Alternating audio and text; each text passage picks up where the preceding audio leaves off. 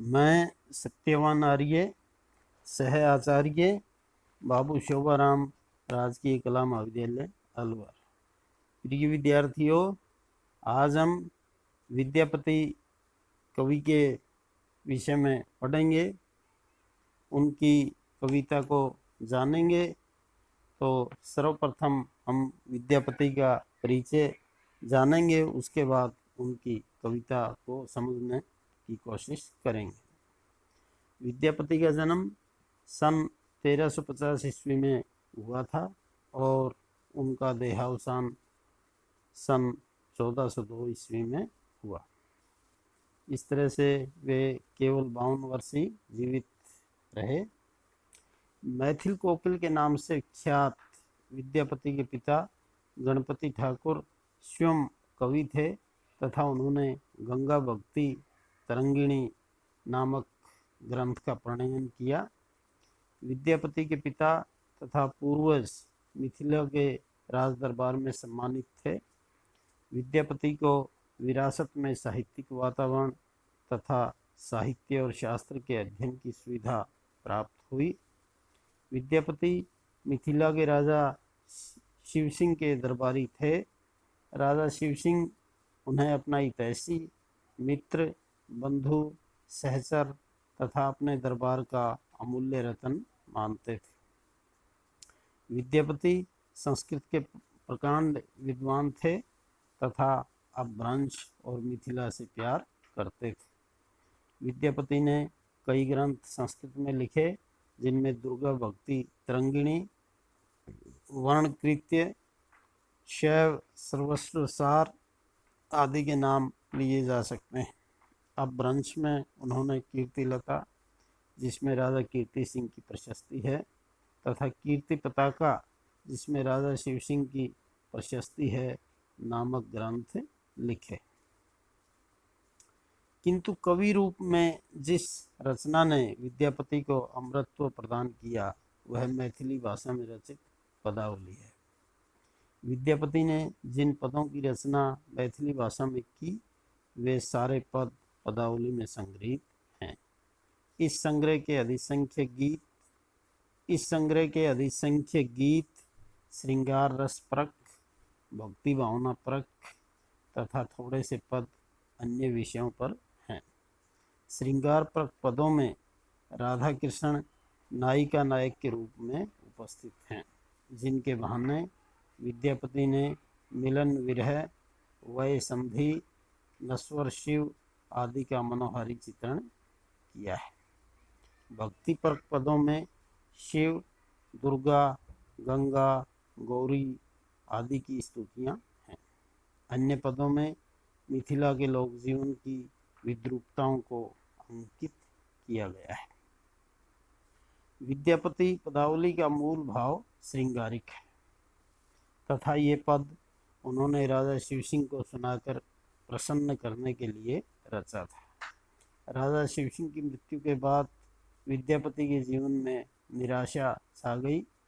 उनकी प्रवृत्ति भक्ति में लीन हो गई और उन्होंने भक्ति के पद रचे।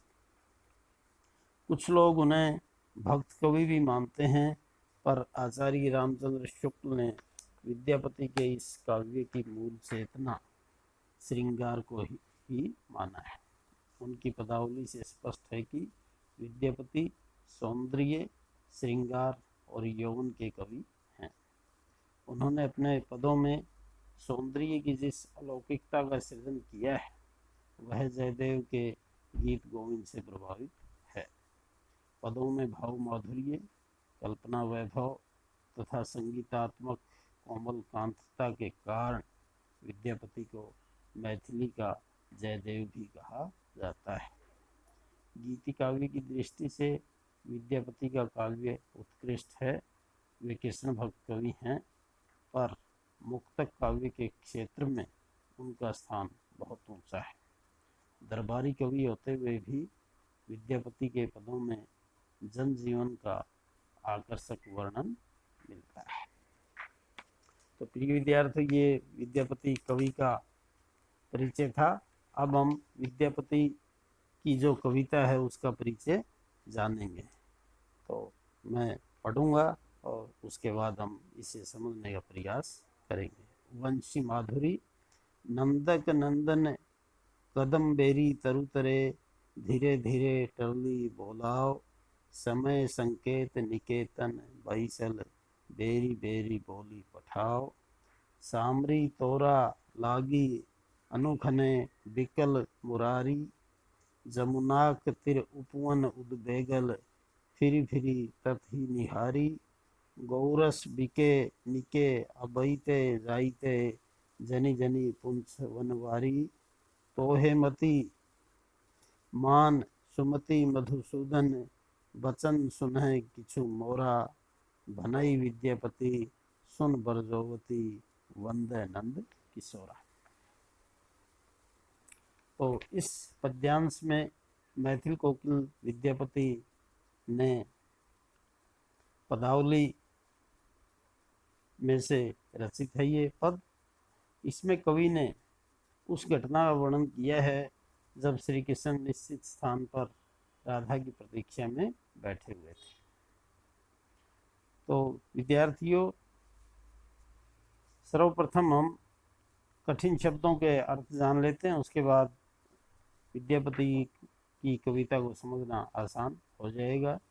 तो नंदक नंदन, नंद के पुत्र यानी श्री कृष्ण, तरे नीचे, बैसल बैठे हुए, बोली पठाओ बुलावा भेजते हैं, सामरी श्यामा नायिका, तोहरा तेरे, अनकुने प्रतीक्षण तथी उस और, अबैते जाइते आते जाते, जनी जनी प्रत्येक नारी से। जन जन होता तो प्रत्येक पुरुष से, जनी जनी प्रत्येक नारी से। वनमारी वनमाली अर्थात श्री कृष्ण। तो प्रस्तुत अवतरण या प्रस्तुत पद्यांश मैथिल कोकिल विद्यापति द्वारा रचित है और ये पदावली से लिया गया है। इसमें कवि ने उस घटना का वर्णन किया है जब श्री कृष्ण एक निश्चित स्थान पर बैठे हुए राधा की प्रतीक्षा कर रहे हैं और राधा के न पहुंचने पर व्याकुल हो रहे थे।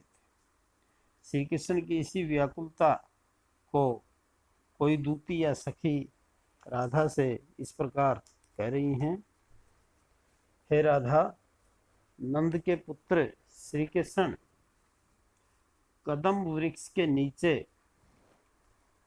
निर्धारित स्थान पर मिलने की प्रतीक्षा में बैठे हुए हैं और धीरे धीरे मधुर स्वर में मुरली बजा रहे हैं। वे अपनी मुरली से ऐसे स्वर बार बार प्रकट कर रहे हैं या संदेश रूप में प्रेषित कर रहे हैं, जिससे नायिका राधा को एकांत में मिलने का संकेत या इशारा ज्ञात हो जाए। हे श्यामा नायिका राधा, तुम में अनुरक्त होकर या तुमसे प्रेम के वशीभूत तुमसे मिलने के लिए श्री कृष्ण प्रतीक्षण प्रत्येक क्षण विकल हो रहे हैं। इसलिए वे यमुना नदी के तट पर स्थित उपवन में उद्विग्न होकर उसी ओर बार बार देख रहे हैं जिस ओर से तुम्हारे आगमन की संभावना है। यानी जिस मार्ग से तुम आओगी उसी मार्ग को वे निरंतर देख रहे हैं। वे दही बेचने के लिए आती जाती प्रत्येक नारी से तुम्हारे विषय में ही पूछ रहे हैं। हे राधा, तुम मेरी ये छोटी सी बात सुनो। तुम बुद्धिमती हो, श्री कृष्ण भी चतुर हैं, तुम दोनों समान बुद्धिशाली हो, इसलिए तुम दोनों का परस्पर प्रेम होना स्वाभाविक और उचित है। विद्यापति कवि कहते हैं कि सुंदरियों में श्रेष्ठ राधा, मेरी बात सुनो। तुम श्री कृष्ण की वंदना करो, अर्थात उनके पास जाकर निश्चित स्थान पर मिलो और उन्हें प्रसन्न करो। यहाँ जो दूती हैं वे राधा को श्री कृष्ण से मिलने के लिए प्रेरित कर रही हैं। तो प्रिय विद्यार्थियों, ये एक तरह से मंगलाचरण भी है और ये श्रृंगार रस का पद है ही। अनुप्रास, पुनरुक्ति, प्रकाश, पर्यायोक्ति, अलंकार इसमें है और इस तरह से ये एक श्रृंगार रस का पद है।